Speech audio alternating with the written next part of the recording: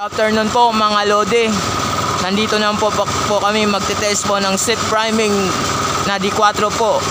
With elbow goes to San Joaquin, Pangasinan.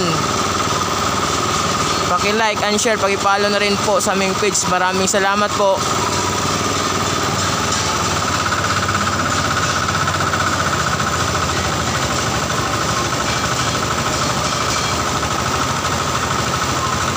Shoutout po sa mga viewers po. Maraming salamat po sa pamanonood po.